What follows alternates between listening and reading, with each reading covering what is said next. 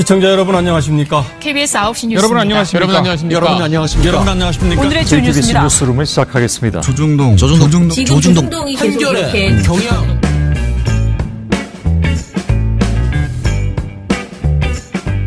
민원연의 미디어 탈곡기 336화를 시작하겠습니다. 네, 안녕하세요. 저는 민원연의 김원경 사무처장입니다. 네, 활동가 엄재입니다. 이정일입니다.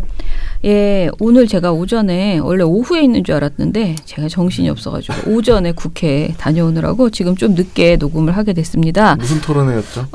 그 공영방송 이사 박문진 이사 선임한 것에 대해서 이제 뭐 지적하는 뭐 그런 토론회였는데 네. 발제문도 예전에 본 것 같고 모든 나온 사람들도 저나 김동찬 언론연대 사무처장이나 뭐 다 비슷비슷한 사람 그 KM 그 위원장들 나와가지고 뭐 이야기하는 거여서 새로움이 1도 없었어요. 그냥 국회에서 했는데 네. 국회의원들 좀 왔습니까? 국회의원은 아무도 안 왔고요. 그 국회의원을 이제 간담회실을 공동 주최를 할 때는 보통 간담회실을 잡아주니까 네. 거기 공간을 해준 김경진 의원 등이 인사말을 거기 자료집에 넣었더라고요. 근데 그 정도 말고는 누가 특별히 와서 인사를 하거나 이런 거는 없었어요. 별 내용이 없었고요.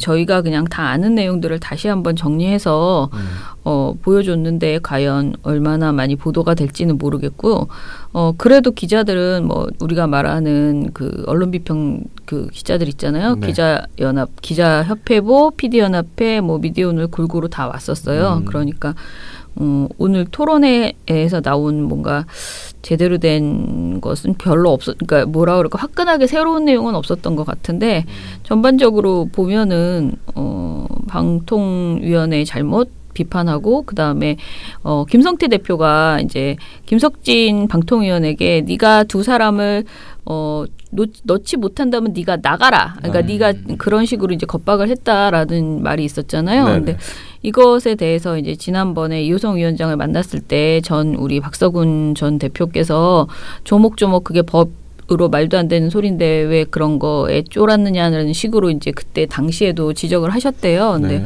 오늘도 추천을 해줬다고 해서 그 사람의 임기를 그 사람이 보장하는 것도 아니고 김성태가 그리고 추천을 해줬다고 해서 거기서 하는 일을 이렇게 해라 저렇게 해라 그야말로 일해라 절해라 할 요즘 애들 표현대로 일해라 절해라 할 권한이 전혀 없는데 그거를 이제 김성태는 법 이상의 권력을 자기가 이제 위원에게 강요를 한 건데 김석진 의원이 본인이 마치 그거에 휘둘려야 되는 것처럼 생각하고 또 그거를 듣고 방통위원장은 이 사람보다 더 나쁜 사람을 또 보내면 어떡하나 해서 그나마 이런 사람이라도 이렇게 생각하고 또 그것에 이제 하고 이런 식의 과정들이 있었다는 얘기를 자기 합리화를 하는.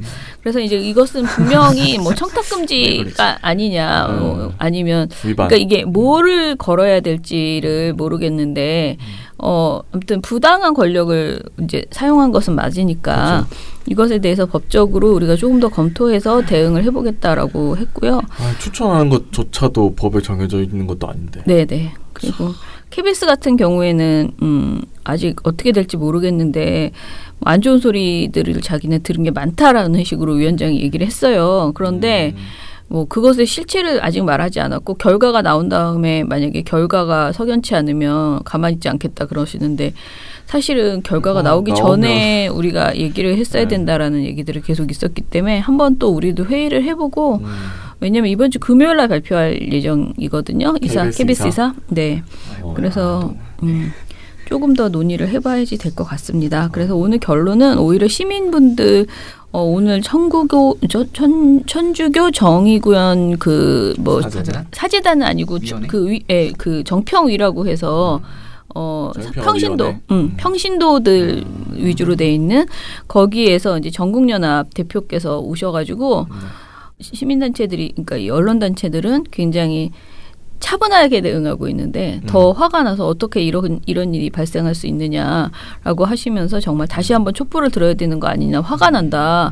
이거는 우리는 정말 적극적으로 할 거니까 가만히 있지 말고 법적 대응을 하던 여론화를 위해서 좀 끝까지 어떻게 해달라라고 얘기를 하셨어요. 근데 그렇게 시민의 목소리는 큰데 저는 아무리 생각해도 우리도 그렇고 시민단체들도 그렇고 언론단체들도 그렇고 조금 말만 하고 한가한 거 아닌가 그런 반성의 생각이 자꾸 들더라고요.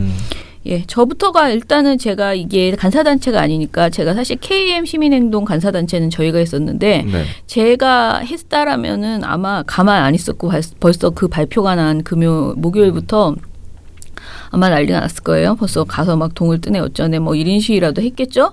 근데 지금은 제가 단체가 아니다 보니까 남한테 이래라 저래라 이제 그 간사단체를 하고 있는 전국언론노동조합에게 그렇게 하는 것도 한계가 있고 그리고 너무 안쓰러운 거예요. 더운데 진짜 뭐 어떻게 해야 될지 몰라 하고 그래서 저도 좀 약간 미루고 있다 보니까 이게 세상 모든 일이라는 게 결국은 노동인데 이제 우리의 화력에 비해서 저쪽이 사고치는 화력은 너무 크다라는 생각이 들어요. 그러니까 그걸 일일이 다 성의 있게 마음을 담아서 반응해서 그것을 이슈화 해주기에는 우리가 가지고 있는 힘이나 인력이나 이런 게 정말 너무 좀 작다라는 답답한 마음이 좀 들더라고요. 네, 그러면 오늘 그 얘기는 오늘 토론 얘기는 그 정도로 하고요. 아까 저한테 뭐 주셨죠? 이사? EBS. 뭐가 오보라는 거야? 우리 보도 어제 우리가 방송한 이름이 김진 뭐 다른 김진이고. 그거는 맞죠. 최영일 다른 최영일이고. 우리 최영일이 아니었어요? 네. 우리의 그 유명한 최영일이 아니었어? 그건 알겠어. 미디어 오늘 기사를 보니까 박문진 선동규 이사 그 박문진 이사 출신인 선동규 이사가 연임에 도전하는 거고 박강호 이사 자유언론실천재단 추천이고요. 지금 자유언론실천재단 상임이사 인분 이 두 분이 연임에 도전하는 것이고요. 네. 나머지들은 이제 다 뭐 각자 도생하는 거고 EBS 출신이 8명. 김동수 전 심의위원, 김혁조 전 PD, 신영숙 전 라디오 제작국장, 이상범 전 TV 제작본부장, 이정옥 제작위원, 차만순 전 부사장, 최영일 전 아리랑 TV 미디어 대표이사도 EBS 출신이네요. 최중근 전 감사 등이 EBS 출신이고 이 최영일이 저희가 아는 그 최영일 평론가 교수가 아니죠? 네, 다른 분이고. 네. 그리고 대학 교수들 많고요. 16명으로 네. 가장 많았고요. 그리고 민원연 정책위원 제가 어제 말씀드린 것처럼 엄중훈 선생님 그리고 정미정 언론인권센터 정책위원 그리고 최진봉 교수는 민원연 정책위원으로 보도에 써 있지만 사실은 언론연대의 정책위원장을 맡고 계십니다. 우리보다 네. 그쪽이랑 더 네. 일을 많이 하시는 저희 회의에는 당최 안 나오시는 종편에 더 많이 나오시는 그런 분이십니다. 아무튼 간에 좀 더 털어봐야지 될 것 같아요. 지금은 함부로 말씀드리기는 어렵고요. 그리고 김진 저희가 어제 말씀드렸던 네. 이분이 중앙일보 그 김진도 아니고 좌회전 김진도 아니고 네. 그 민변 부회장 전 한국여성민우회 이사. 예, 네. 이분은 그 세월호 때 뭐 관련된 도움도 많이 주시고 유명하신 분이에요. 저도 혹시 이김진 씨일까 했는데 김진 워낙 많으니까 혹시 했는데 네네 그랬는데 저희가 어제 틀렸습니다. 네. 김준현 변호사도 나왔네요. 김준현 변호사 저희 지금 채널A 우리 재판 받고 있는 분이신데 우리 민원연 재판 있잖아요. 종부고족. 네. 대법원 올라가 있는 거. 그거 어떻게 되는지 전화해봐야겠다. 대법원까지 갔군요. 네. 종부고단체. 네, 종부고단체로 저희 올라가 있는 거. 네. 네, 그러면은 요거는 요 정도로 마무리를 하고요.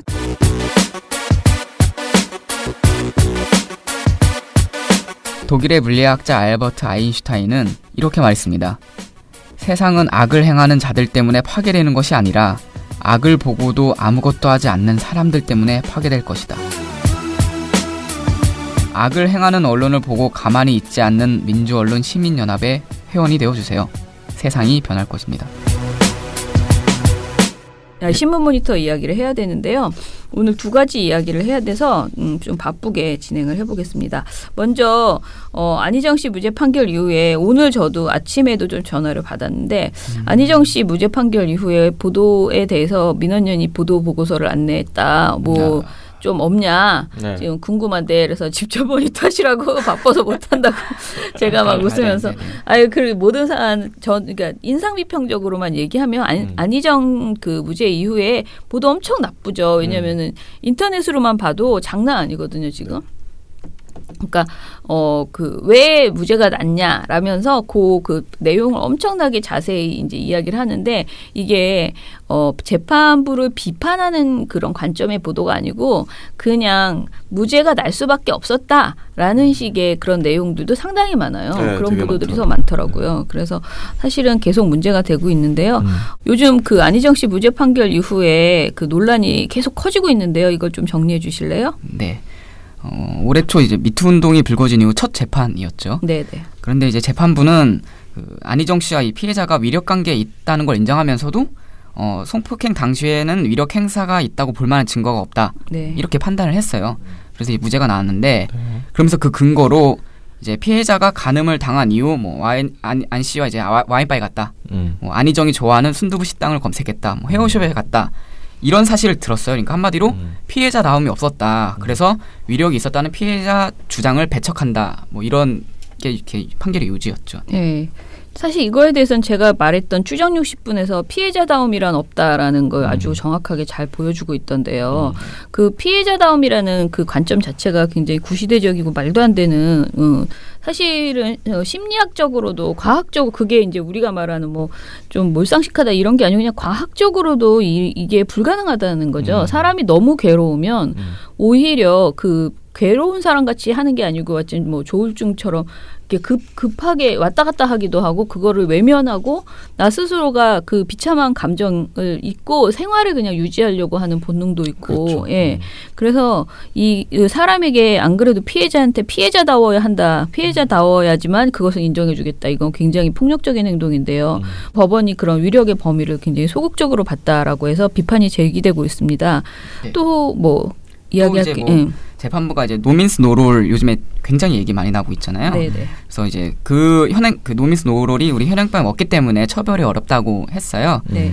근데 이게 노민스 노롤이라는 게 이제 부동의에 의한 간음을 뜻하거든요. 그러니까 내가 성관계에 동의하지 않는다라는 표시가 있었다면 묵시적이든 뭐 명시적이든 있었다면 그랬는데도 이제 강제로 할 경우 강강죄로 처벌할 수 있다는 거예요. 근데 우리나라는 협박 내지는 폭행 등으로 뭐 피해자가 한거불능 상태, 저항하기 곤란한 상태까지 이르러야 이제 처벌할 수 있죠. 그래서 이제 재판부가 김지은 씨, 그러니까 피해자가 나름의 방식으로 거부했더라도 현행법상 처벌할 수 없다. 이는 입법부의 영역이다라고 했어요. 그래가지고 이제 법이 없으니까 난 처벌할 수 없다라는 게 입장이었는데 이제 법원이 너무 책임 회피하는 거 아니냐. 어쨌든 법 해석의 권한은 법원이 가지고 있는데 그래서 이런 반론과 함께 뭐 부동의 간음죄를 신설해야 한다. 뭐 안희정법이라고 이름을 많이 붙이더라고요. 그래서 그런 입법 운동도 이루어지고 있는 상황입니다. 네. 자, 오늘 그 한겨레 기사를 보니까 판결문 일부가 공개되면서 더 욕을 먹고 있던데, 그 재판부가요. 사실 재판 초기에 비해서, 그러니까 초기에 피해자 측은 2차 가해가 예상되고, 그래서 이제 재판을 비공개하자라고 요구했는데 거절을 당했었죠. 그런데 피해자 측 진술은 비공개, 반대로 안희정 측 진술은 공개되었어서 비대칭적인 이런 여론이 계속 이제 관련된 내용들이 나올 수밖에 없는 상황이 이제 발생을 한 거예요. 그런데 한겨레가 단독으로 피해자 진술을 일부 공개했습니다. 이거 좀 짚어주시죠. 네. 한 5가지가 굉장히 요즘 많이 나오고 있는데 제가 생각하기 핵심적인 거 한 3가지만 일단 말씀을 드릴게요. 아까도 얘기했듯이 그 순두부 식당 이야기 있잖아요. 그러니까 러시아 출장 중 성폭행을 당하고 다음 날에 이제 순두부 식당을 예약했다는 거예요. 피해자가 안희정 씨가 좋아한다고. 이것 때문에 무슨 마치 뭐 핵심 증거 둘의 관계를 뭐 보여주는 핵심 증거처럼 되어버렸는데 김지우 씨는 이거를 이제 그런 적이 없었다. 나는 그 순두부를 검색해서 예약한 적이 없었고 오히려 순두부 먹자는 것도 다른 독청 공무원이 제안했고 근데 뭐 실제로는 햄버거를 먹었대요. 사실 이런 이야기하는 게 되게 웃기다는 생각이 좀 들었어요. 이거 찾으면서 뭐 순두부 식당 검색했다고 해서 성폭행이 아니게 건 아니잖아요. 또 그게 증거가 될 수 없는 건데 제가 좀 인상 깊었던 거는 17일 날 피해자 측이 편지를 공개했는데 그러니까 그 김지은 씨가 편지를 공개했는데 이런 대목이 나오거든요. 저는 직장에서 잘릴 것 같아 도망치지 못했습니다. 일을 망치지 않으려고 티내지 않고 업무를 했습니다. 안희정이 미안하다. 다시는 그러지 않겠다는 말을 믿었습니다. 안희정의 범죄들 잊기 위해 일에만 매진했습니다. 라고 했어요. 사실 이게 그거죠. 뭐 자기는 어쨌든 그런 피해를 당하고 나서도 자기 업무가 있고 자기 뭐 꿈이 있었을 테니까 그래서 이제 또 열심히 일했던 건데 이거 가지고 이제 피해자다움이 없었다. 라고 이제 질타를 했던 거죠. 그리고 뭐 와인바 같은 경우도 둘이 간 게 아니래요. 이게 업무상 지시였고 그래서 동료들이랑 같이 함께 갔다라고 합니다. 근데 사실 이것도 다 여기 있는 내용들 다 이제 나왔던 것인데 추정 60분에서 그런데 저는 그러니까 이게 우리 상식적으로 봤을 때 지금 금방 알 수 있잖아. 물어보면 다른 사람 증인을 통해서 이게 그 순두부 안 먹었다. 또는 뭐 와인바 혼자 둘이서 데이트하러 간 거 아니다. 그리고 굉장히 위압적으로 평소에 지시를 내렸다. 이런 것들은 너무나 그냥 금방 알 수 있는 내용이잖아요. 근데 이런 것 가지고 설마 이런 것 가지고 이 사람이 유력에 의해서 성폭행한 것이 아니다라는 근거로 재판부가 활용했을까요? 그러니까 저는 아무튼 너무 허접하다라는 생각이 계속 들어요. 그리고 이 논의 자체가 너무 좀 이해할 수가 없어요. 그러니까 굉장히 똑똑한 척하는 사람들이 모여서 판사, 변호사, 검사 다 너무 똑똑하잖아. 안희정도 똑똑해 심지어. 모두들 다 똑똑한데 왜 이렇게 굉장히 상식적으로 봤을 때도 이해할 수 없는 이런 걸 가지고 이게 마치 그 성폭행이 아닌 증거가 될 수 있다고 말을 하고 대화를 하고 그러니까 제가 늘 이렇게 요즘 생각하는 건 이거를 일일이 그러냐 아니냐 이게 대응하는 게 아니고 그게 무슨 상관이야 이렇게 말해야지 될 거라는 생각이 드는 거예요. 아니 순두부를 시켜서 먹었으면은 그런 성폭행이 아니냐고. 그럼 싫어하는 거 먹었으면은 일부러 막 침 뱉고 순두부에 침 뱉고 그래야 돼? 그게 뭐 진정성 인정받고 막 이렇게 되는. 아니 그러니까 너무 좀 아무튼 좀 이상해. 이 프레임 자체가 이상하다는 거지 내 말은. 판결문에는 그런 식으로 이제 했다는 거잖아. 판사가 물어보고 너 뭐 그 다음번에 이제 씻고 온 거 가지고도 되게 뭐라고 했잖아. 여론에서는 실제 판사가 물어본 거죠. 씻고 왔다. 왜 씻고 왔느냐. 이런 식으로 물어봤던 거고. 그래서 뭐 씻고 오라는 경우에서도 피해자 측은 그 지사에게 뭘 물어볼 수 없다. 그냥 시킨 대로 할 뿐이다. 그래서 씻고 오라면 씻고 왔던 거고 뭐 청소하라면 청소를 했던 거다. 이렇게 진술을 했다고 해요. 근데 이제 재판부에 보기에는 너무 자발적 그러니까 이런 어떤 위력의 행사로 강제를 한 건 아니지 않겠냐. 뭐 이런 식의 판단을 냈던 거고. 그러니까 재판부는 뭐 폭력을 쓰거나 협박을 했거나 그런 적은 없다. 이렇게 얘기를 하는 거잖아요. 그렇죠. 네. 그리고 대표적인 게 그 담배 이야기거든요. 재판부에서 이제 이런 식의 얘기를 했다는 거. 그 혹시 담배 뭐 추정 60분에도 나왔지만 안희정이 막 텔레그램으로 뭐 담배 뭐 이렇게만 보내잖아요.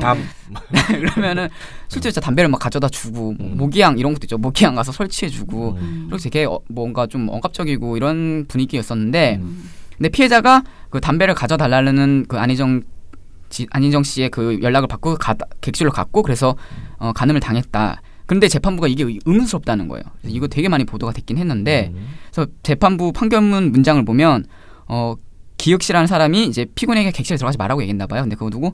기욱 씨도 피고인의 객실에 들어가지 말라고 조언했음에도 피고인의 객실로 들어가 간음에 이르게 된 점이 의문스럽다라고 판단을 했다고 해요.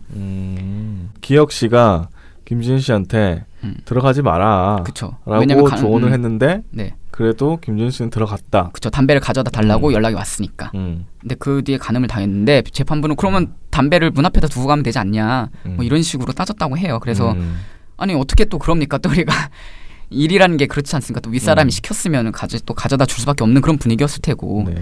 뭐 그런 부분을 너무 무시하지 않았냐 하면서 이제 이 판결에 대한 비판이 계속 커지고 있죠. 논란이 확산되고 있고. 근데 또 기혁 씨가 네네. 이런 말도 했네요. 지사님이 찾는 물건을 바닥에 두고 가는 것은 일반적으로 저희 태도에 맞지 않는다. 그렇죠. 뭐 이렇게 얘기를 또 했다고 하네요. 아무튼 뭐 이런 말할 필요도 없어. 그냥 아무튼간에 제가 보기에는 이번 이 이제 판결 이후 보도들은 더 심각해서 한번 보긴 봐야 되는데. 저는 솔직히 제가 좀 고민이 되는 게 우리가 여성단체도 아닌데 그 수많은 여성단체 맨날 뭐 한다고 하는 그 여성단체들 뭐 일만 있으면 여성계로 해가지고 한티오 하시는 우리 여성단체 분들께서 좀 모니터 좀 하셨으면 좋겠다. 우리 요즘 너무 바쁘고 지치는데 이거를 마치 우리가 도맡아서 해야 되는 것처럼 생각하는 경향이 좀 있더라. 왜냐하면 기자분들도 자꾸 저희한테 보도에 대해서 이제 묻는데 민원연의 지금 인력상 사실상 이거를 꼬박꼬박 매번 유의미한 내용을 모니터를 내기에는 한계가 있고요. 이게 인력이 있다 하더라도 사실은 여성단체에서도 충분히 할 수 있는 일이라고 저는 보기 때문에 좀 맡아서 했으면 좋겠다는 생각이 들고요. 다만 저희가 보고서에 이제 이미 나왔어요. 그래서 워마드 관련해서 너무 이제 무죄 판결 이후에 보도들이 나오는데 그 사실은 지금 이 판결에 대한 비판은 워마드만 하는 게 아니고 70% 이상은 제가 보기에 최소한 70% 이상은 이 판결에 대해서 뭐 이런 판결이 다 있어 이렇게 생각하고 그리고 안희정 씨는 도대체 뭐야? 자기가 그렇게 사과하고 반성해놓고 재판 가서 저 따위로 해가지고 무죄 받으면 좋나?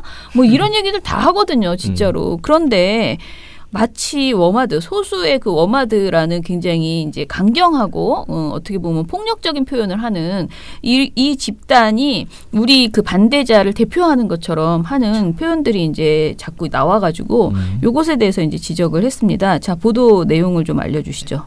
조선일보가 이런 식으로 보도를 하는 거예요. 제목이 권력형 성범죄 면허 내준 꼴 들끓는 여성계. 제목만 보면 이제 여성계의 반발을 다루는 거잖아요. 근데 그 첫 문장에 이런 내용이 나와요, 갑자기.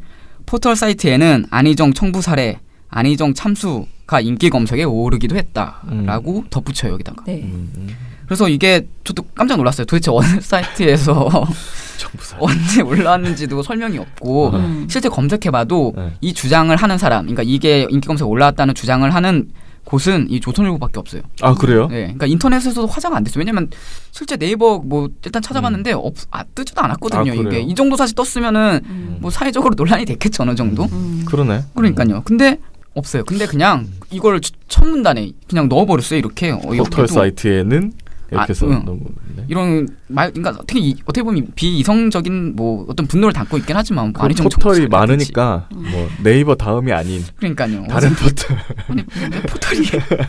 우리는 포털하면 그 두 개밖에 잘 생각 안 나는데 어쩌지? 네이트 뭐 이런 건가. 하여튼 뭐 그러면서 또 이제 워마드 얘기를 또 끼워 넣어요. 그래서 이게 사실 워마드이지 않았나 의심이 돼요. 왜냐하면 이게 워마드 그 기사 보면 워마드 회원들은 안전지사 무죄 선고 직후 모든 게시글 머릿말에 안희정 참수라는 단어를 달기도 했다라고 전해요.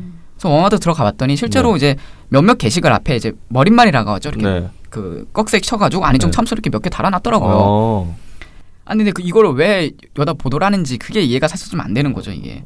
뭐 아까도 말했듯이 워마드가 여성을 대표하는 것도 아니고 그런 게시글까지 그것까지 다 지켜보고 있다가 이거 얘네 이런 말 했네 라고 하고 보도할 필요가 있었을까? 근데 여러분 조심해야 될 게 기자 여러분들 게시판 끌어가지고 했다가 오보한 적 많습니다. 조심하십시오.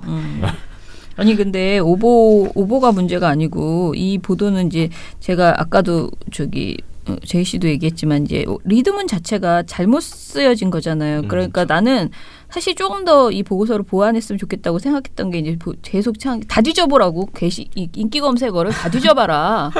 아니 어디서 한 번도 없으면 이게 오보잖아요. 그렇죠. 인기 검색어에 올라갔었느냐 안 올라갔었느냐 되게 중요한데 안희정 청부 사례, 안희정 참수가 이게 그냥 그 워마드의 몇몇 글에서만 있었던 것을 가지고 포털 사이트에 인기 검색에 올랐다? 이렇게 말한다면 이게 만약에 오보라면 정확하게 오보라면 되게 중요한데 이걸 우리가 못 털었더라고 끝까지. 아무튼 간에 이 글은 인터넷에서 그냥 네이버에서 치잖아요. 네이버에서 안희정 청부 사례, 안희정 참수라는 말을 쳐보면은 관련된 글이 조선일보 기사밖에 없다는 거예요. 그렇죠. 그게 포인트예요. 아무것도 없는 아무도 거예요. 뭐 인터넷 커뮤니티에서라도 뭐 이런 게 올라왔다라고 보통 이렇게 뜨잖아요.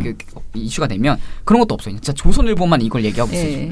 그러니까 되게 의심이 되고 있는데 인기 검색어로 올렸다고 하는데 어디에서 인기를 끌었는지 알 수가 없다는 거지. 도대체 어디 사이트지? 조선일보의 인기를 끄는. 조선일보 안에서만 엄청난 인기를 끄는. 여기 얘네는 지금 킹크랩이 없어서 이걸 못 올렸나 봐. 인기 검색어에. 올렸어야 되는데 옛날 같으면 올렸는데 참. 아무튼 그러고요. 이런 경향이 중앙일보에서도 나타나요. 중앙일보가 고무줄 예스민 예스롤 타이슨 유죄 예일대생 무죄라는 기사에서 이제 성범죄 관련 미국 판례가 뭐 들쭉날쭉하다고 전해요. 뭐 이렇게 막 설명해줘요. 그게 뭔지도. 근데 이때 보도 사진이 워마드 회원이 그 보수단체 집회 가서 시위하고 있는 사진을 넣어놨어요. 여기다가. 워마드. 그러니까 이거는 사진을 좀 악의적으로 끼워 넣은 거죠. 그냥 그러니까, 그것도 가위. 가위 사진을. 적어도 이제 보도 사진을 올리려면 어쨌든 이 기사 본문과 관련이 있어야 될 거 아닙니까?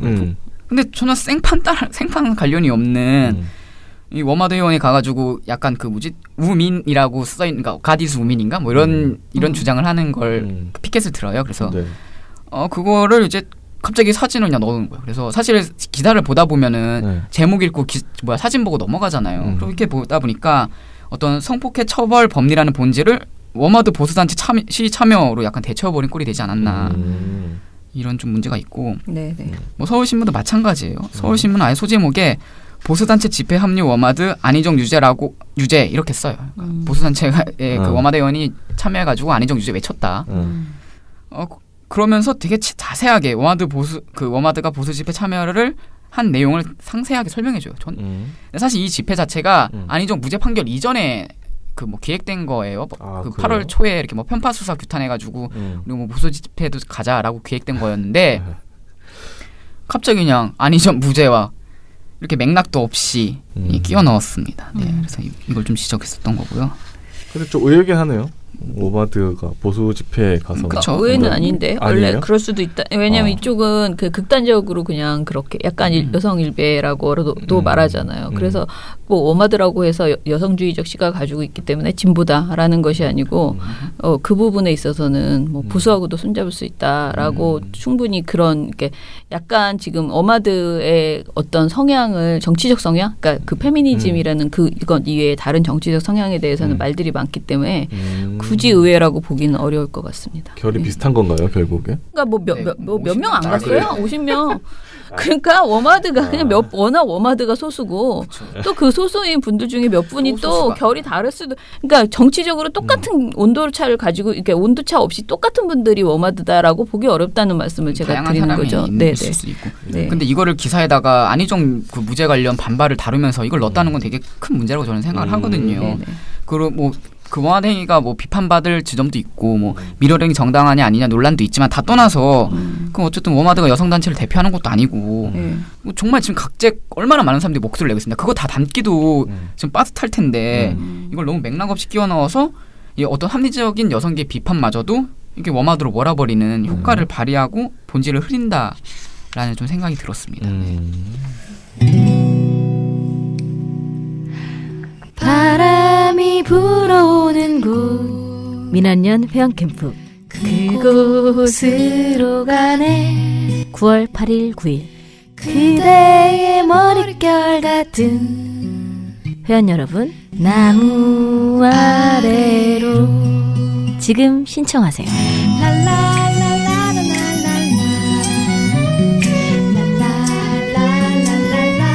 같이 가자 회원캠프.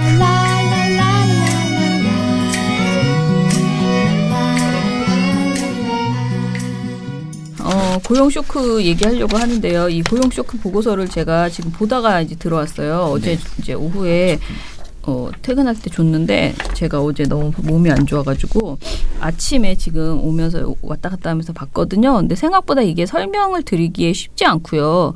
미리 말씀드리는데 이제 고용 쇼크라는 그 증상 있잖아요. 현상. 지금 고용 쇼크가 왔다라고 하면서 뭐 정부에 대해서 비판하는 조선일보 보도들이 굉장히 조중동 다 마찬가지인데 보도들이 지금 이제 쏟아져 나오고 있는 상황이에요. 그런데 이 문제에 있어서 이게 그렇게 단순하게 조선일보식의 주장, 그러니까 조선일보가 비판하는 것은 딱 하나예요. 최저임금 너무 올랐고 그래서 이 고용 쇼크가 온 것이다라는 것이거든요. 그래서 이 소득 주도로 성장하자. 그러니까 소득을 많이 높여줘서 성장하자. 이거 포기하고 다시 옛날처럼 저임금 체제, 저임금 그런 시대로 돌아가자라는 게 이제 조선일보 생각인데 문재인 정부가 지금 어찌 됐든 지금 현재 현 상황이 좋지 않다는 거, 우리 경제 상황이 좋지 않다는 것은 인정하고 그렇다면 우리가 돌아가야 될 것이냐 아니면 극복해야 될 것이냐 이걸 어떻게 해서든 지금 우리가 무엇을 해야 될 것이냐를 잘 살펴보는 보도가 나와야 되는데 사실은 지금 지금 이것을 아주 트집 잡고 아주 날 잡았다. 그리고 이제 완전히 시비를 거는 그런 보도가 지금 나왔더라고요. 그래서 이것에 대해서 얘기를 하고 우리가 조선일보의 주장은 아니다라는 정도로만 얘기하면서 가야지 될 것 같습니다. 자, 먼저 사안에 대해서 얘기를 해주시죠. 그 고용 쇼크라고 주장하는 바가 무엇인지. 통계청이 17일 날 발표를 했는 그 고용 동향이라는 걸 발표했는데 매월 발표해요. 근데 그 7월 취업자 수가 그러니까 전년도 2017년 7월보다 5천 명 정도 증가했다고 해요. 근데 이게 통상 전년 대비 취업자 증가폭이 한 30만 명대를 유지한대요. 그런 식으로. 근데 올해는 한 10만 명대로 떨어지더니 결국 5천 명까지 진짜 폭락을 한 거예요. 그래서 고용 상황이 안 좋은 건 맞고 2010년 글로벌 금융 위기 이후 최저 수준인 것도 맞죠. 그런데 이제 이건 맞는데 어쨌든 정부도 인정했거든요. 19일 날에 모여가지고 당정청 회의 열면서 뭐 사과도 하고 이제 대책을 마련하겠다라고 했는데 문제는 이제 그 원인이 뭐냐 이제 않겠습니까? 그래야지 대책이 사실 나올 수 있는 거고. 근데 이 원인을 두고 이제 조선일보는 아까도 말했듯이 너무 단순하게 최저임금 플러스 근로시간 그 52시간제 근로시간 단축제 때문에 이 지금 고용 쇼크가 왔다라는 주장을 하고 있는 상황인 거죠. 근데 제가 이제 보도들을 좀 보다 보니까 어떤 얘기가 있냐면은 다른 보도들 이제 제이 씨가 반박하기 위해서 찾아놓은 여러 가지 보도들 중에서 제가 굉장히 인상적인 것은 그 신동아의 김용기의 살맛나는 경제라는 칼럼이 있는데요. 김용기 아주대 경영학과 교수가 쓰신 거예요. 근데 여기 제목이요. 고용 쇼크 착시 현상이에요. 이 제목은 뭐냐면 이 고용 쇼크라는 것을 고용 쇼크라고 우리 보고서 자체도 아예 고용 쇼크라는 말을 계속 거듭하고 있거든요. 근데 이것은 고용 쇼크라는 것은 일종의 착시 현상일 뿐이다. 이것을 우리가 고용 쇼크라고 고용 쇼크가 발생했다라고 말하는 것 자체가 무리다. 라는 지적을 이 신동아 기사에서는 해요. 원래 신동아는 달라요. 그러니까 신동아 아주 전통적으로 신동아 생각보다 괜찮은 그 칼럼들이 많이 그러니까 그런 기사들이 많거든요. 모르셨어요? 신동아는 다릅니다.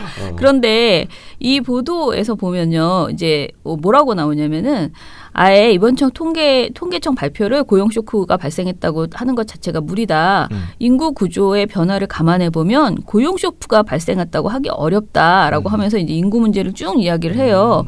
그런 다음에 이거는 이따가 이제 제이 씨가 또 한번 얘기를 할 텐데요. 그런 어떤 인구 구조의 문제 때문에 발생한 것이지 단순히 지금 이번에 문재인 정부의 어떤 정부 그 정책 때문에 된 것이다라고 말하기 어렵다라고 하면서 따라서 정말 문재인 정부 들어 고용 쇼크가 발생한 것인지 의문이다.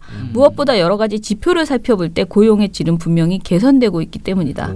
또한 문재인 정부 들어서 과연 고용의 양적 측면이 악화되었는지에 대해서도 자료를 자세히 들여다볼 필요가 있는데 이것이 오히려 개선되고 있다. 그러니까 고용의 질뿐 아니라 양적 성과 또한 개선되고 있다라고 지적을 합니다. 그래서 결론은 일자리의 양과 질을 살펴볼 때 고용 쇼크라는 말은 과장이다. 라고 이 사람이 얘기를 해요.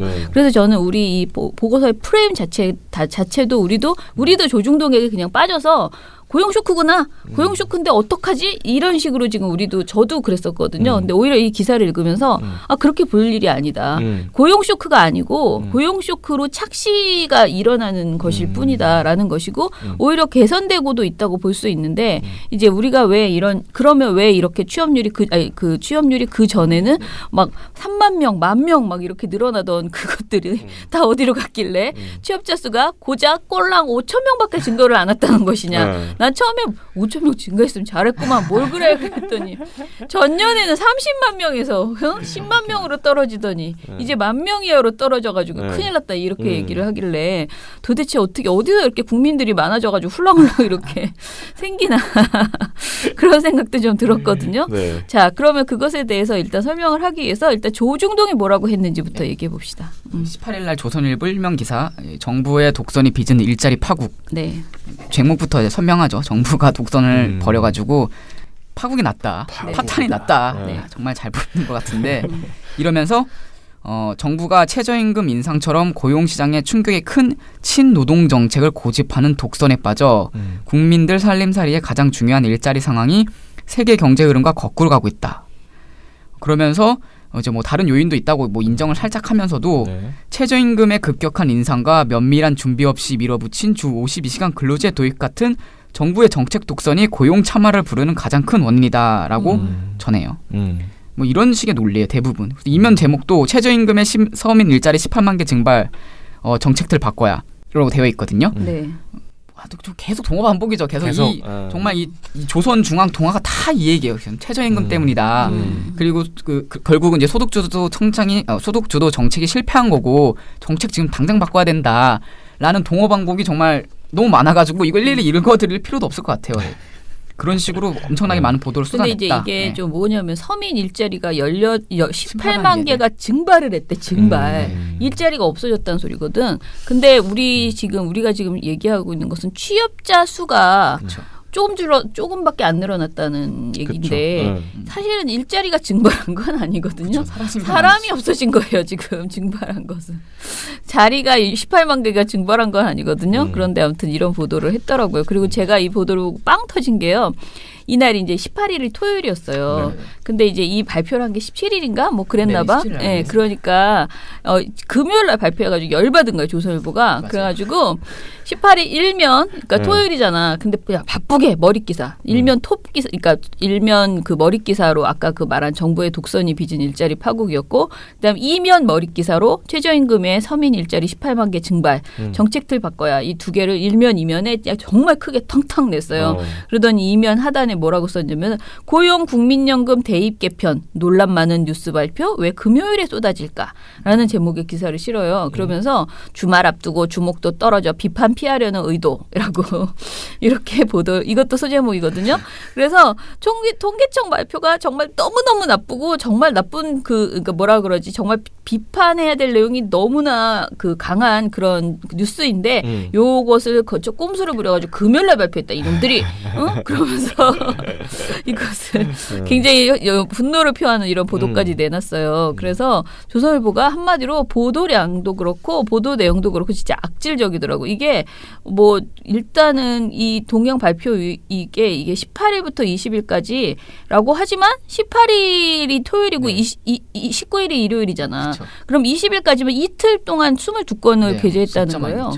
이틀 동안 22건이면 진짜 미친 듯이 내가 할 수 있는 화력은 다 총칼 뭐든 하루 10건 이상. 그러니까 막 쏟아낸 거야. 그렇게, 내용은 똑같으면서도. 네, 그렇게 막 보도를 정말 열심히 했다는 것입니다. 네. 자, 그런데 정말 굉장히 여러 사람 갖다가 붙이고 난리를 쳤으나 결론은 길게 말할 필요가 하나도 없어. 그냥 계속 최저임금 때문이다. 최저임금 때문이다. 그다음에 52시간 때문이다. 52시간 때문이다.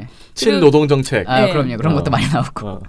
그러면서 이제 중간중간에 가져다 붙일 수 있는 사람들 있잖아요. 그 자영업자들 얘기들도 좀 해야 되고 전문가라고 하는 자기들이 좋아하는 사람들 갖다 붙이고 그리고 또 그 와중에 청와대를 비판을 하죠. 예, 그런 것들이 계속 이제 나오고 있더라고요. 이 지금 표로 저희가 보고서에 초안에 각 신문사들이 쓴 그 보도의 주요 표현들을 이렇게 표로 만들었거든요. 근데 이거 보면은 방향을 전환하려면 지금 핸들을 꺾어야 한다. 내년이면 늦다. 너무 멋있지 않아? 핸들. 방향 전환하려면 핸들은 꺾긴 꺾어야지. 당연히 안 꺾을 건데. 근데 아무튼 내년이면 늦다. 그리고 정부가 앞장서 인건비를 올리고 노동시장을 경직시키는 상황에서 일자리가 창출될 리 없다라고 하면서 지적을 하고 뭐 이런 것도 너무 웃겨. 제목이 조선일보 소제목인데 해고금지, 종신고용 등 담은 노동계약법 부당 커지자 장관이 법 비판하고 개정 착수. 과도한 노동자 보호는 자살골이라고 이런 제목을. 과도한 노동자 보호가 자살골이라고. 네, 이렇게 붙였더라고요. 조선일보 노동자들은 어떻게 해야 되나요? 그러니까. 과도하게 보호 안 하잖아요. 막 걸리나요? 네. 자, 그러면 우리가 이제 그래서 너무 자세히 알 필요 없고요. 저들의 논리는 아무튼 저들의 분석이 타당한 건지에 대해서는 우리가 자세히 좀 얘기를 해봐야 돼요. 자, 지금부터 이 보수 언론이 주장하는 소득주도 성장을 폐기하라. 청와대 운동권 참모를 교체하라. 폐기하는, 그러니까 지금 우리가 이거를 빨리 해야 된다, 늦었다라고 주장하는, 큰일 났다, 지금. 이런 주장인데, 지금 오히려 그게 아니고 폐기해야 될 것이 아니고, 오히려 이걸 더 밀어붙여야 되고, 제대로 해야 할 때라는 반론도 있어요. 그래서 이 반론 위주로 좀 이야기를 좀 해주시죠.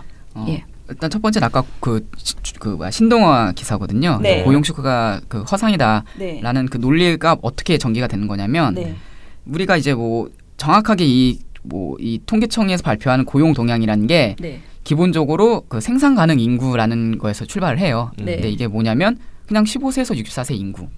이제 그 중에서 이제 취업자, 실업자, 그다음에 비경제활동 인구 이렇게 나누거든요. 그런데 이 생산 가능 인구가 줄어들면 당연히 취업자 수도 줄어들 수밖에 없지 않겠습니까? 당연하죠. 그 전체 파이가 줄어든 거니까. 근데 실제로 우리가 그 저출산 문제 때문에 이 생산 가능 인구가 계속 줄어들고 있는 추세라고 해요. 그래서 이 기사에 따르면 지난해 5월의 경우 그 15세 이상 인구는 전년 동월 대비, 그러니까 16년 대비겠죠. 34만 8천 명 증가했는데 5월에는 전년 동월 대비 23만 8천 명 증가하는데 그쳤다는 거예요. 매우 줄어들었죠. 아까 34만이었는데.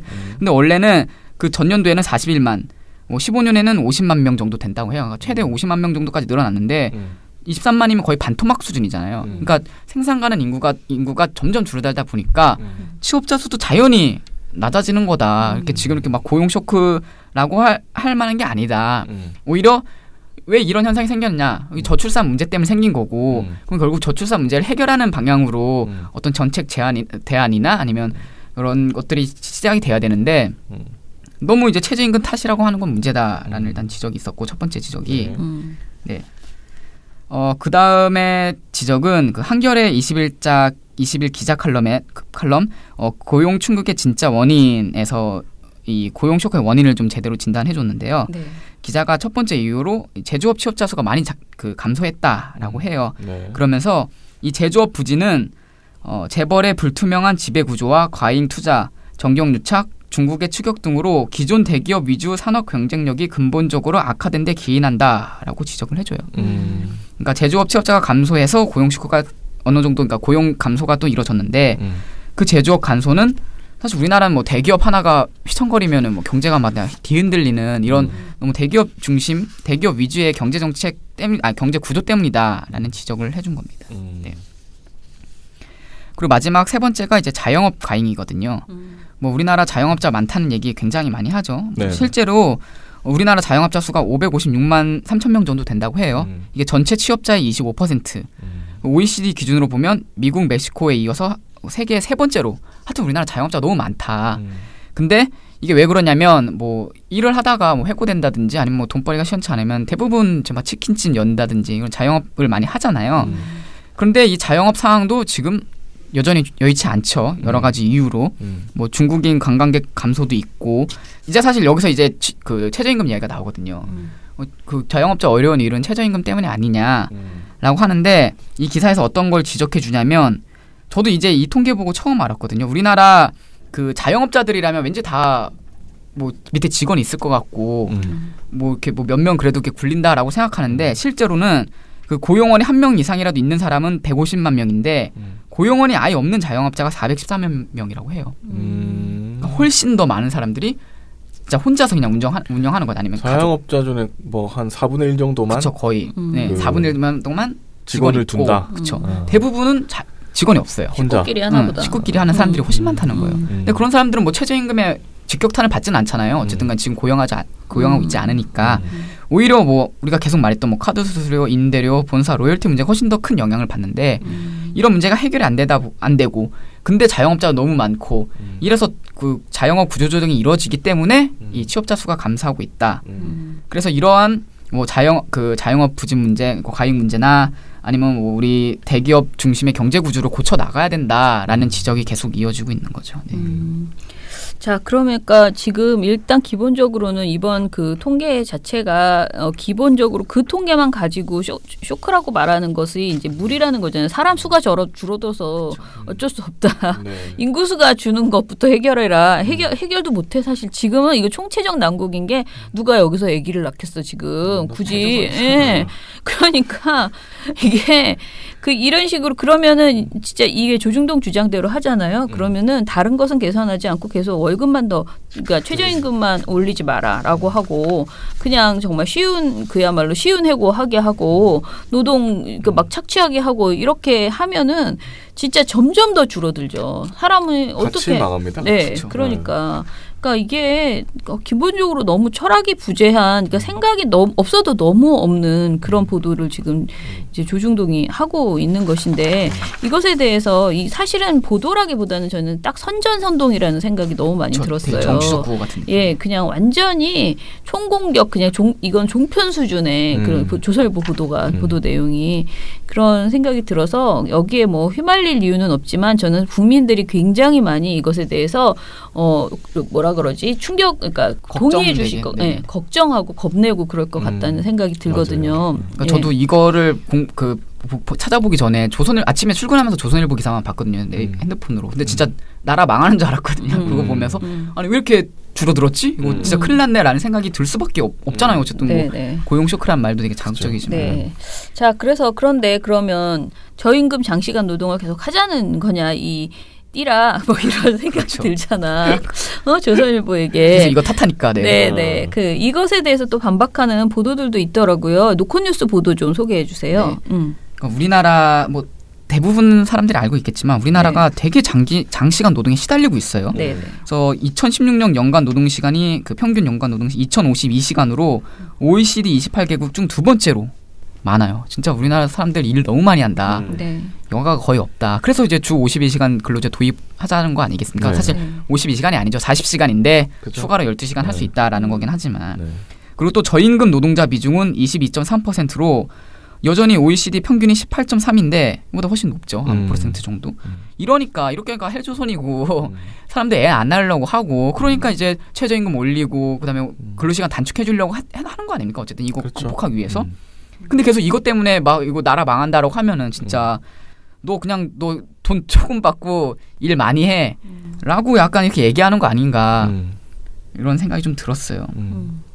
네. 자, 그래서 뭐 마지막으로 뭐 더 할 얘기들도 있는데 마지막으로 하나만 더 얘기를 하면은 지금 조선일보가 이제 사설에서 조선일보 그러니까 일자리 예산이 이제 퍼주기다라고 하면서 정부의 일자리 예산. 네, 일자리 예산 증액했거든요. 그래서 퍼주기다라고 열받았어요. 여태까지 아까는 또 막 어떻게 해서든 자리를 취업을 시키라더니 또 이제 와서 돈만 퍼붓고. 네, 돈만 퍼붓냐 이러면서 지금 화가 났습니다. 요것만 지적하고 갑시다. 네. 네.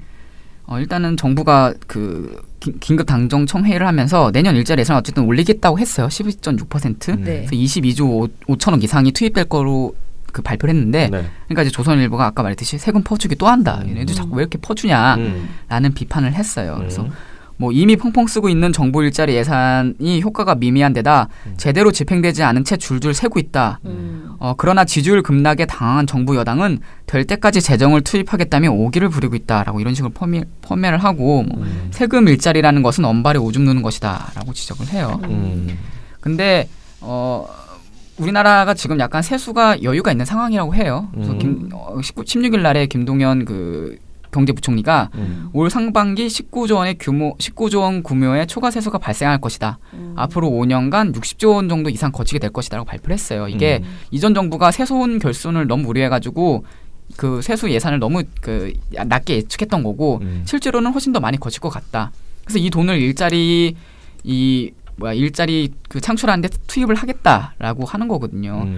사실 뭐 세수 더 거친다니까 국민에게 좀 전 쓸 수 있다고 생각을 하거든요. 이게 뭐 맨날 뭐 퍼주기고 뭐 4대강에 쏟아붓는 건 투자고 이런 식의 볼 일이 아니라고 생각합니다. 국민에게 쓰는 것도 당연히 투자고 필요한 건데. 그렇죠. 국민한테 잘 쓰라고 그럼요. 세금 모아서 주는 거고. 네네. 네. 그리고 박근혜 정권 때 안 했나? 그것도 아니거든요. 박근혜 정권도 계속 쏟아부었어요. 그래서 2016년엔 15조, 2017년에 17조 원 정도를 투입을 했거든요. 어쩔 수 없이 그때도 뭐 취업난 심했고 정부가 이럴 때 안 나서면 도대체 정부가 왜 필요합니까? 정부가 뭐라도 하라고 우리가 세금 내고 하고 있는 건데 그렇죠. 뭐 그때는 아무 소리 안 하다가 이제 문재인 정권에서 어떻게든 이 고용 창출의 마중물을 만들어내겠다면서 예산 투입할 때는 세금 퍼주기다라는 식의 비난만 하고 있는 상황입니다. 네. 자, 그래서 저는 제가 저처럼 경제 전문가가 아닌 사람들은 뭐라고 하는지 진짜 솔직히 말하면은 이게 지금 제대로 된 반박인지 지금 우리가 오늘 지금까지 말한 게 사실 우리가 말한 것도 몇 개의 기사들을 토대로 해서 우리도 그렇죠. 짜깁기를 한 거거든요. 네. 그런데 그게 아니고 그 유명하신 그 경제학자들 많으시잖아요. 좀 제발 그 정부한테 이렇게 뭐라 그럴까 아부하는 식의 그런 것들은 굉장히 많이 냈던 분들 많았었는데 좀 지금 한국 경제가 지금 문제라고 생각하신다면 정말로 저는 대책을 좀 이렇게 합리적으로 그러니까 이것에 대해서 좀 토론을 해야 되는 상황이 아닌가. 왜냐하면 전 국민이 먹고 사는 문제가 가장 중요하고요. 그렇죠. 게다가 이 최저임금이라는 것은 정말 모든 국민에게 연관되어 있어요. 그리고 마찬가지로 그 지금 노동시간 단축도 진짜 이게 불가능한 수준인가. 우리 수준이 이거를 하려고 하면은 뭐 도저히 안 되는 그런 나라인가 우리 경제가 이거에 대해서 저는 그 합리적인 토론이 발생해야 되는 일이라고 생각이 들거든요. 근데 조선일보가 이런 식으로 선전선동에 가까운 내용, 근거가 아무리 봐도 얼핏 비전문가인 내가 봐도 몇 개만 이렇게 뒤져보면 딴소리가 나오는 이런 주장들을 가지고 이제 그 통계 하나 뭐 통계청 발표 그거 하나 가지고 이렇게 뭐 나라가 곧 망할 것처럼 이렇게 겁을 주고 당장 하지 않으면 늦다. 근데 생각보다 이게 보도를 찾아보니까 조선일보만 이런 게 아니고요. 되게 많은 경제지하고 지금 그 작은 신문들 있잖아요. 네. 거의 조선일보랑 똑같은 사설을 다 실었더라고요. 그렇기 때문에 이것에 대해서 외면하고 진보지나 진보 언론들이 외면하고 이것에 대해서 그냥 이렇게 커버 치려고 하는 게 아니고 그냥 아주 공격적으로 보도를 그러니까 같이 논의를 시작해야 되는 상황이다라는 생각이 들었어요. 그래서 저희 보고서도 마찬가지인데 현실적으로 그것을 하면 피해를 받는 사람이 있다는 걸 알고 최저임금 인상도 그렇고 52시간 노동 시간 단축도 그렇고 그럼에도 불구하고 이것은 가야 할 길이기 때문에 가고 있는 거잖아요. 그렇다면 거기서 발생하는 어떤 보완해야 될 것들은 무엇이며 냉정하게 이것들을 계속 짚는 이거를 정부에게만 청와대라는 그 소수의 몇 명에게만 맡겨놓고 그 니네가 잘하길 바래 이렇게 하는 것도 되게 그리고 안 좋고 조중동처럼 완전 잘 망해라 이렇게 고사만 지내고 있는 것도 안 좋잖아요. 그러면은 현명한 수많은 분들이 정말 이 문제에 대해서 적극적으로 논의를 해야 된다. 저는 지금 솔직히 말하면 뭐 당대표나 민주당의 당대표나 이런 거 가지고 논의하는 사람들은 참 되게 많은데 진짜 논의해야 될 만한 그런 내용에 대해서 논의하는 거 굉장히 부족하다. 국민의 담론조차도 라는 생각이 들거든요. 그래서 이제 이 경제 문제는 좀 어렵긴 하지만 좀 많은 분들이 이것에 대해서 앞다퉈서 좋은 좀 의견도 내주시고 그리고 그런 기사들이 많이 발생해야 우리도 같이 공부하면서 아 조중동 보도가 이래서 정말 나빴구나 라는 것을 더 얘기할 수 있거든요. 거듭 말씀드리지만 민원연은 모든 문제에 있어서 백화점식으로 이렇게 하고 있지 완전 전문가는 아니다 보니 그래서 이 부분에 대해서 제가 느끼는 것은 보도량이 참 부족하다라는 것이었어요. 조선일보가 이렇게 쏟아내는 화력에 비해서 반대편의 보도는 너무나 부족하고 미약하더라. 라는 생각이 들어서 아까 신동아 보도 그게 캡이었거든요. 그런데 그 정도 수준의 보도들이 좀 많이 나와줘서 이게 공론의 장으로 이 사안이 들어가야지 된다라는 생각이 들었습니다.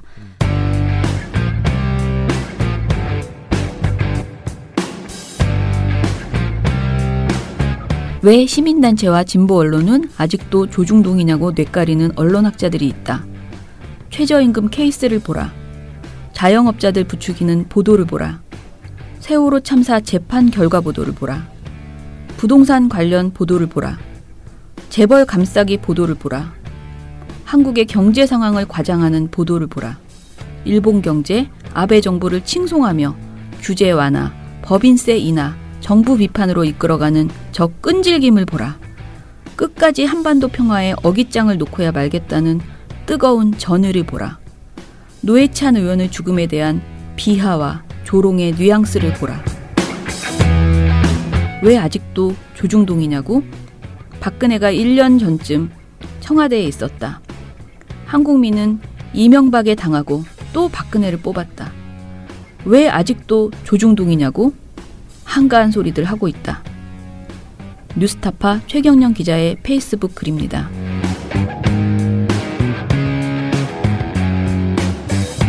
여기 조중동의 대표 저격수 민주언론시민연합이 있습니다. 민원연의 회원이 되어주세요. 조중동을, 그 종편을 철저히 감시하고 견제하겠습니다. 민원연의 회원이 되는 순간 회원 역시 조중동의 저격수가 되는 것입니다. 문의 전화는 02-392-0181입니다.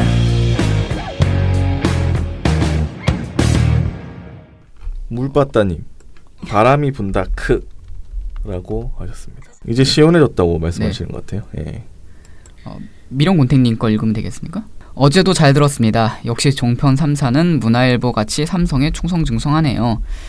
저도 삼성폰 쓰지만 이번 노트 9는 호평보다 악평이 많던걸요? 아 그래요? 그래? 안 사야겠다. 또 금방 귀가 팔랑거리네. 판매량도 노트 8보다 적다던데 종편은 눈물겨울 정도로 한심하네요. 한편 남북정상회담 가지고 생쇼를 부리는 언론은 평화가 싫은가 봅니다. 정말 아웃. 오늘은 엄지였던가님 나오는 제리의 반란 특집이군요. 저도 약간 제리가 돼버렸네요. 오늘도 기대합니다. 라고 해주셨습니다.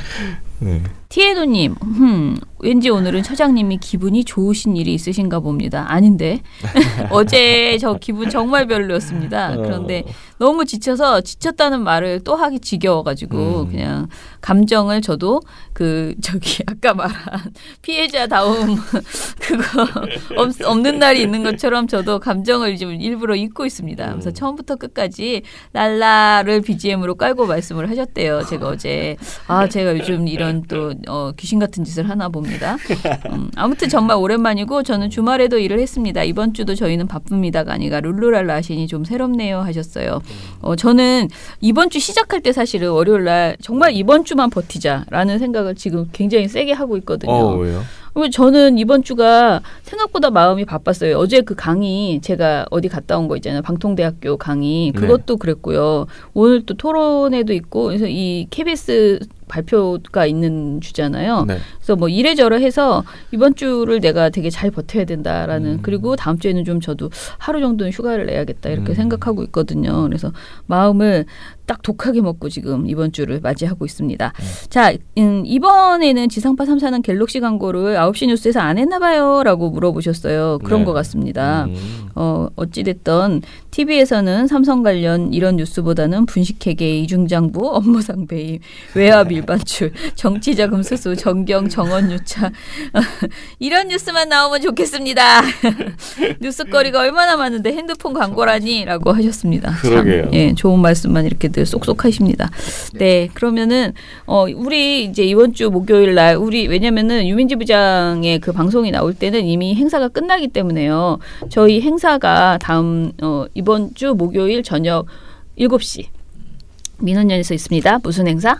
신입회원의 날. 예. 그런데 제가 신입회원의 날 행사를 너무 오랜만에 하니까 원래 올해 한 해의 신입회원만 그러니까 올 1월부터 올 최근까지 8월까지 이제 가입하신 분들에게만 연락을 일일이 전화를 다 드렸거든요.